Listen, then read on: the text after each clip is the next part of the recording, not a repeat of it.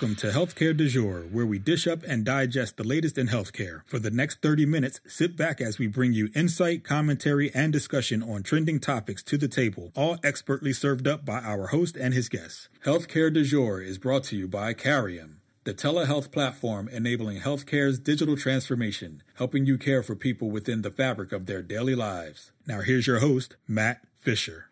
Welcome back, and thank you for joining as we dive into the hottest topics in healthcare. I'm your host, Matt Fisher. On the menu today is Erin Rutzler, Vice President of Fraud, Waste, and Abuse at Cotiviti. Erin, welcome to the show. Thank you for having me, Matt. So, Erin, what I always like to do before getting into the main part of the discussion is to give my guests a chance to provide more of an introduction in terms of who they are and what they do. So, Erin, the floor is yours. Great. Thank you. So as you said, I'm Erin Rutzler. I'm the Vice President of Fraud, Waste, and Abuse for Cotiviti. I oversee our fraud, waste, and abuse service and our solution that is a SaaS application in the market. I oversee a team of investigators, clinicians, and coders that support our health payer clients in the fraud, waste, and abuse arena. We provide services such as consulting, investigative support, audit support, investigative work planning, etc. So we have quite a large team that supports 50 plus clients in the market. As far as my background, I have a healthcare fraud investigative background. I started in the financial crimes and anti-money laundering space, and I was provided the opportunity to take a healthcare fraud investigator position. Quickly had a passion for the work, really because I'm driven by making an impact and providing service back to a community that needs help. So healthcare fraud is, a very large concern. It is something I'm very passionate about, and I believe that we do provide a great service back to our health payers and make an impact on their patient community. That sounds great. And I think not too often that you hear folks get drawn so tightly into kind of the fraud side of it. Yeah, so kind of what was it that had you transition? I think you said from financial services over to healthcare. What was there a particular opportunity, or was it something you hunted out? There was. I didn't seek it out. It sort of happened naturally. I worked in compliance right out of college for a few brokers and quickly moved into anti-money laundering. And then I had some friends in my community that were in the healthcare fraud space. I sought out a position at a health plan. And as soon as I got in the door, that I knew that's what I wanted to do for my career. So it really was just an interesting turn in my career that I hadn't expected. I really thought I would be in the financial field for the rest of my life, but it was a happy accident. Yeah, no, I think kind of stumbling into it is always produces a lot more happiness, or kind of maybe less dissatisfaction because you haven't formed an idea of what it's going to be like ahead of time. Right. Yep, that's true.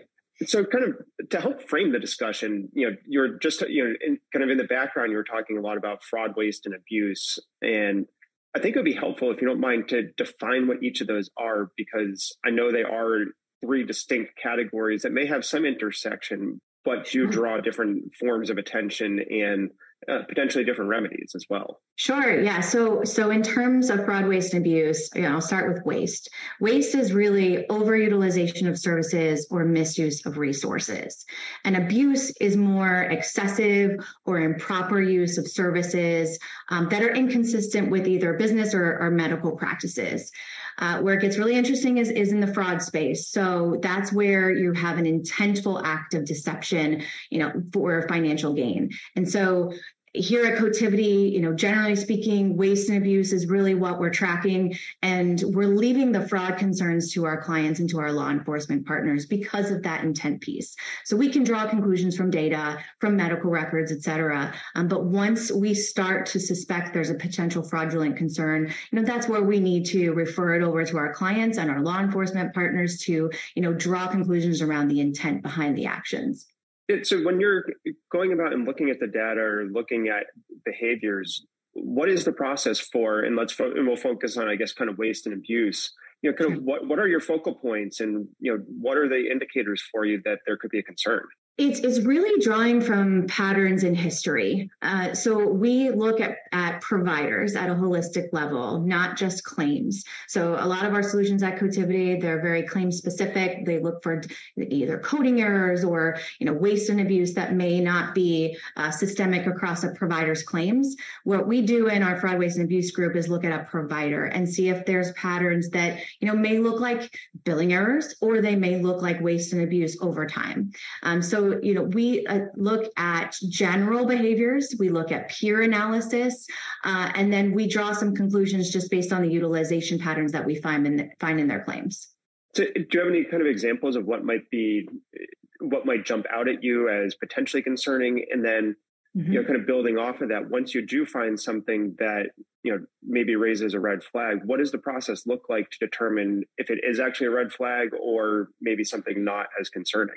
Sure. So we use a combination of algorithms that look at known schemes that we know are concerns in the fraud, waste, and abuse community. That's one piece of it. But the other is looking at general claim behavior based on peer behavior. So for one very simple example is just looking at excessive services.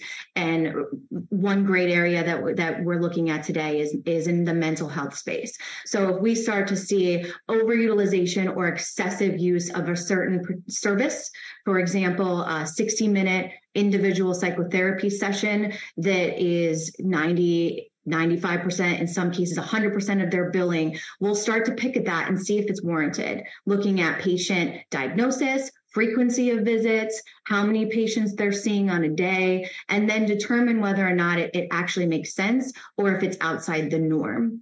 And so once we get to that point of validation, that's where we're then seeking medical records to determine if we can corroborate the original allegation.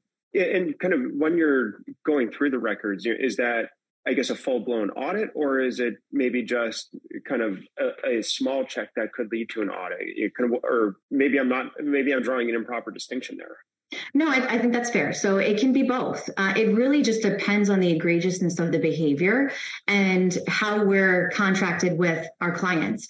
So in some cases, we will conduct what we call a probe audit, and we'll only look at maybe 10 records just to see if what we're finding is warranted for a larger scale audit. In other cases, it's very egregious. So we will use things like statistical sampling to frame an audit that's more comprehensive of their billing over time.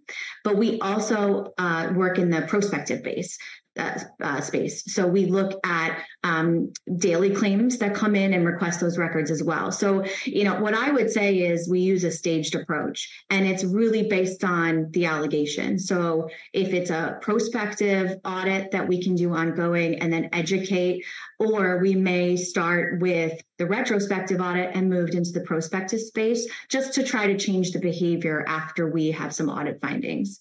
Yeah, and so once you do find, a potential or actual waste and abuse, kind of what's the response, and what are the interventions that might be taken to help reduce ongoing, the ongoing waste or abuse? Yeah, so I would say we use more of a sequenced approach with many of our clients. So in many cases, we're starting with a retrospective audit, which will then in turn present an overpayment recovery opportunity. So that's sort of step one. And when we produce an audit finding to our client, there are heavy education components to that audit findings report. So we will outline the deficiencies primarily in documentation, outline what we found in the data that led us to those conclusions, and then we will provide them an assessment of the at-risk dollars and the overpayment recovery opportunity. So that's really step one. Step two is education. So education is a crucial component to what we do. In many cases, like I said before, these can be honest billing errors. And so a nice conversation with our provider base around the deficiencies in the documentation, educating them on how they can improve their billing going forward really goes a long way. And then I would say the third step is prospective review. So after following an audit, there may be a 6-month period where we'll want to review claims on a prospective basis and determine whether or not the documentation and or billing has improved.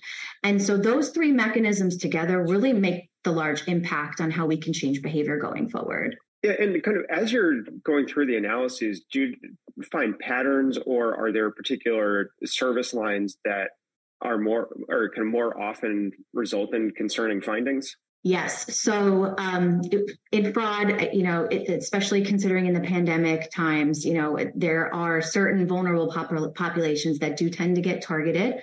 It can be specifically in the Medicaid space where, patients may not actually receive an explanation of benefits because they don't have an out-of-pocket cost.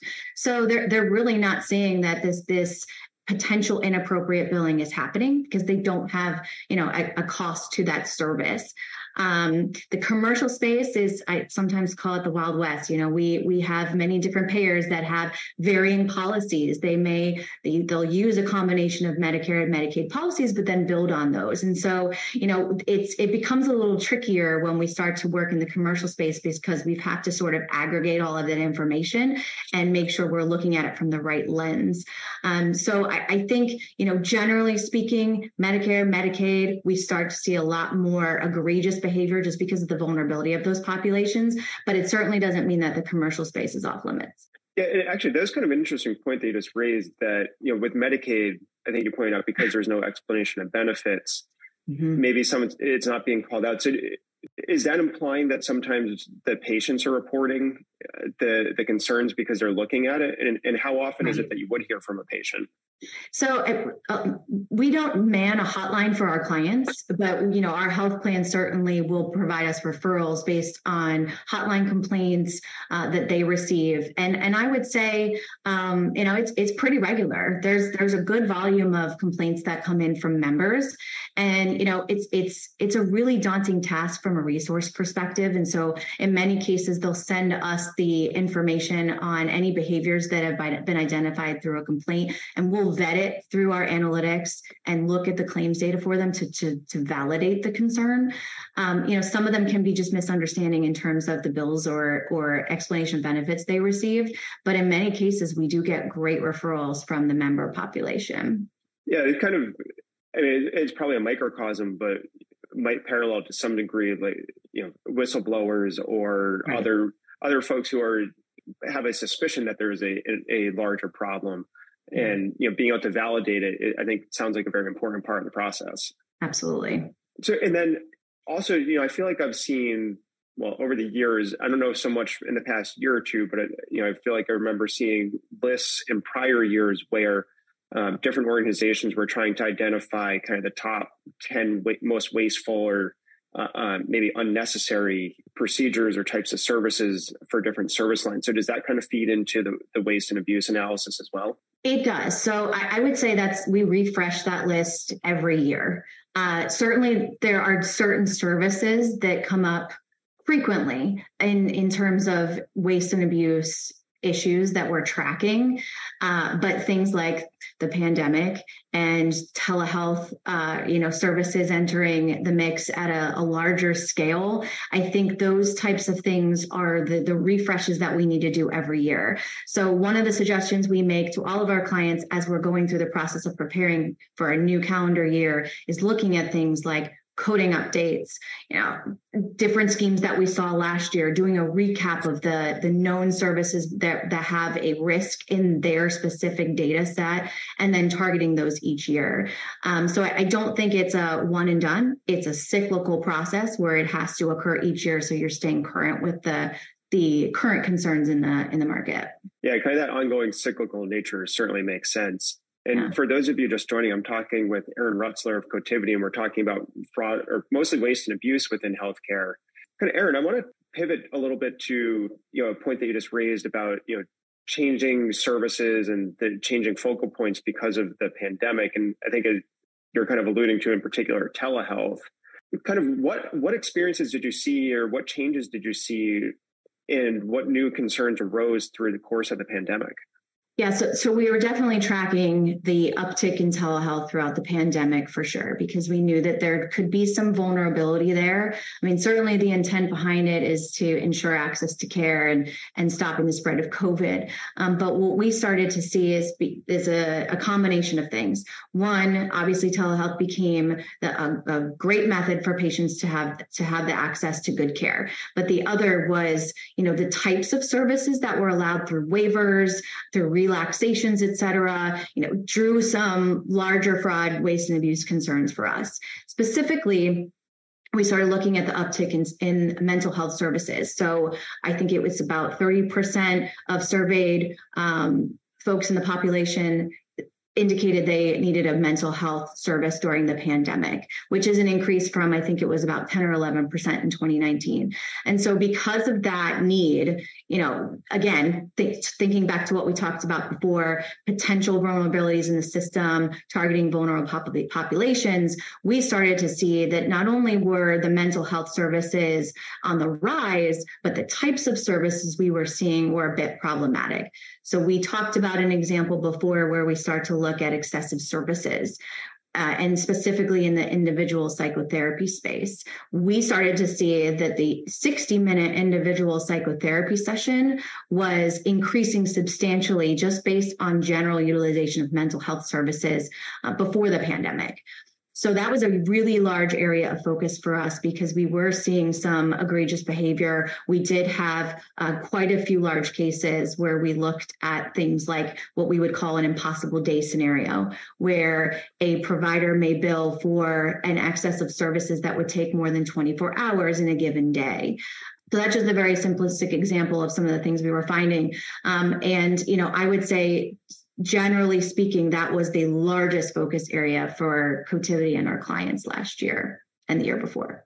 Yeah, so do you see any of those trends starting to settle down, or kind of where do you see the continued use of telehealth and the I'd say it seems like the more complete integration of telehealth or virtual care into the continuum?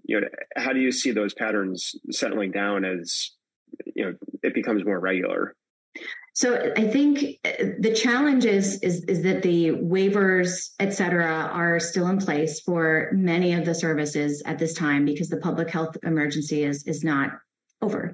And so what we're finding is that in some cases, those waivers will be dismissed. In other cases, we're seeing permanent changes to the allowable services and permanent changes to how those services can be rendered. So, for example, in the mental health space, psychotherapy sessions may have the ability to just use audio only. And so what we're finding is not only can that be problematic just from a billing perspective, but it also could impact the quality of care that a patient's receiving, just given the nature of those services.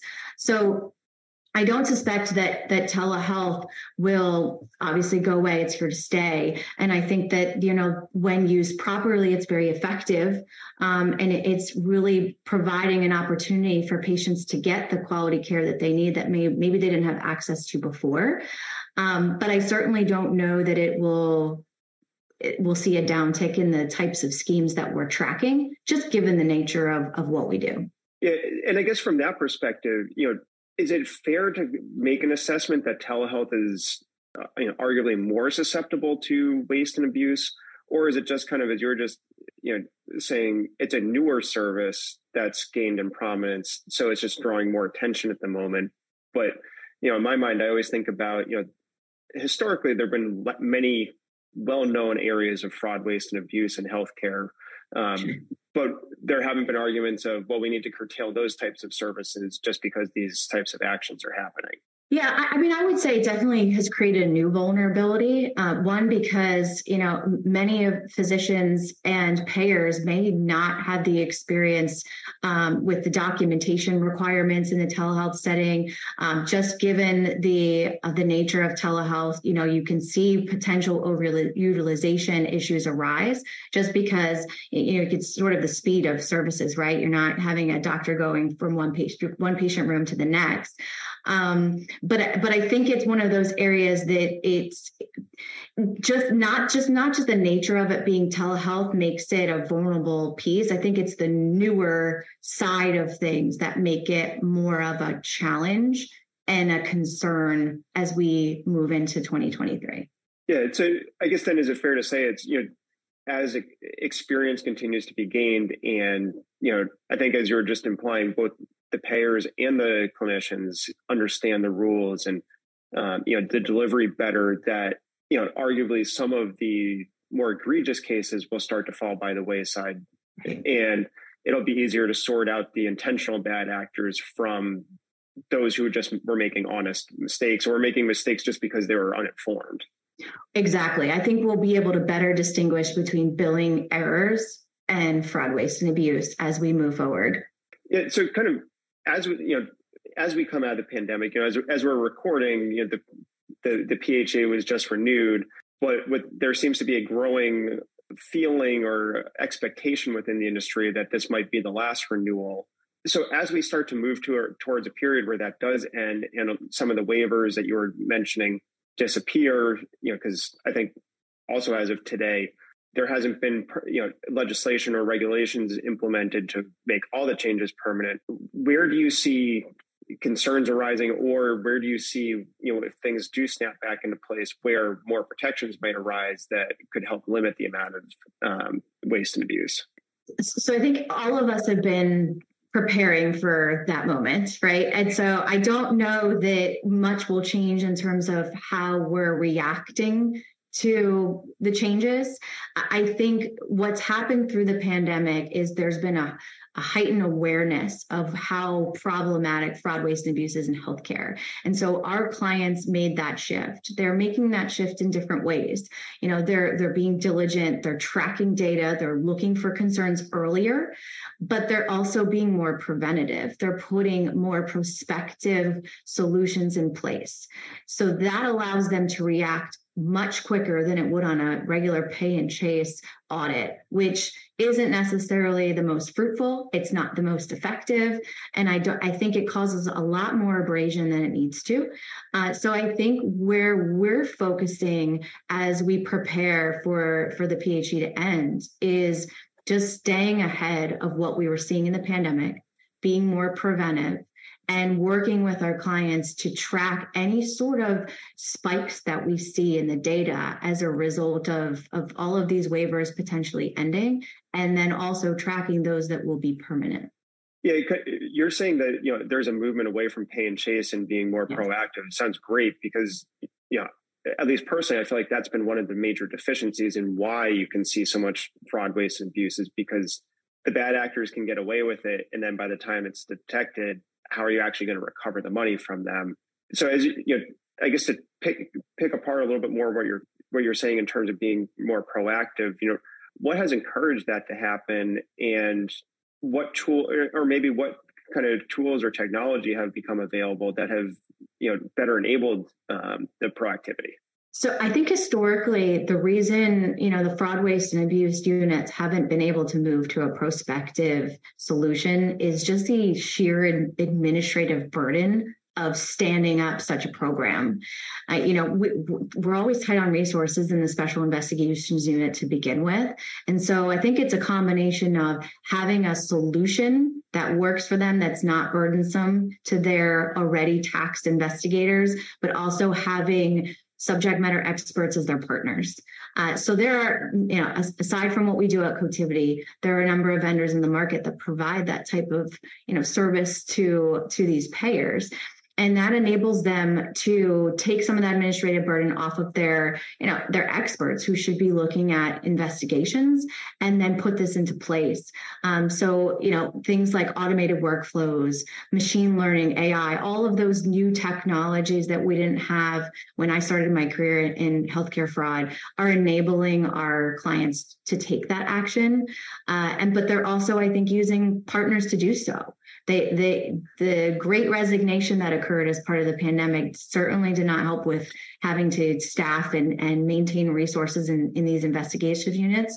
And so I think what people are doing is just reaching out to their community and making sure they're ahead of the trends and schemes, and then also partnering with the right folks.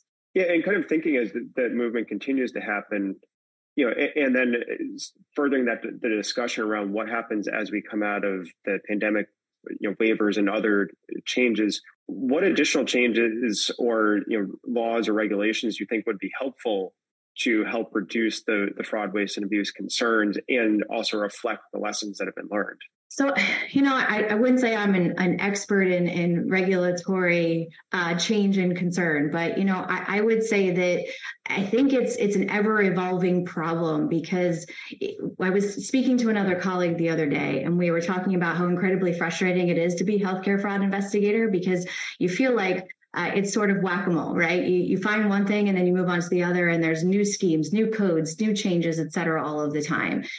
So I think what I would say from my perspective is really just learning from each other and being more collaborative and understanding the unique needs and sets of all of the health plans and the regulatory agencies and the government programs that are out there, and thinking really thoughtfully about how we combat the problem together versus working against one another. Because I think that's the biggest challenge, especially now that, most of us are remote. We're not getting together as much. We're not collaborating as much. We used to have these great task force meetings and, in-person conferences where we're data gathering and having all those roundtable discussions. I think some of that got lost, but we're getting back there very slowly. And I think that will help affect change in the future. Yeah, no, I like that emphasis on collaboration. One is reflective of, I think, a lot of the broader discussions within healthcare where there's a suggestion, if not actual reality yet, of trying to get all the different groups working together. Because, as you said, if you're sharing information and you're all trying to work, in concert, it's more likely that you're going to be able to produce positive results. Absolutely. Yeah. So unfortunately, we're already almost at the end of our time. So I'm going to close with one final question, which is, what is your prediction of what might be, the biggest challenge or maybe the biggest opportunity with, fraud, waste, and abuse in terms of driving positive change within the industry? Prospective solutions. I can't emphasize that enough, because we have been in this pay and chase game for way too long. We're not recovering enough of the losses. It's a multi-billion-dollar problem. And I think that where we're seeing positive results is in the prospective space, not only from the provider community, because I can't emphasize enough, some of these things may arise just because of billing errors.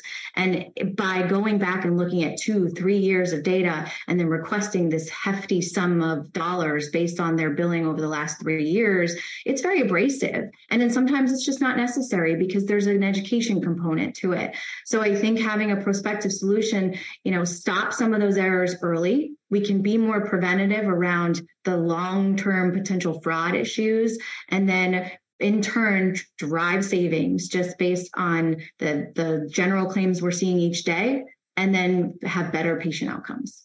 Yeah, and I think that also emphasizes what you're talking about around collaboration and, working in concert. Because if you're prospective and educating and detecting early, then, that all feeds into we're in this together. Exactly. So as I mentioned, believe it or not, we are already out of time. I want to thank my guest, Erin Rutzler, for a great conversation today. Thank you so much for having me. And thank you to everyone listening. Keep the dialogue going and connect with me at #HCDEJURE. I'm Matt Fisher. Until next time.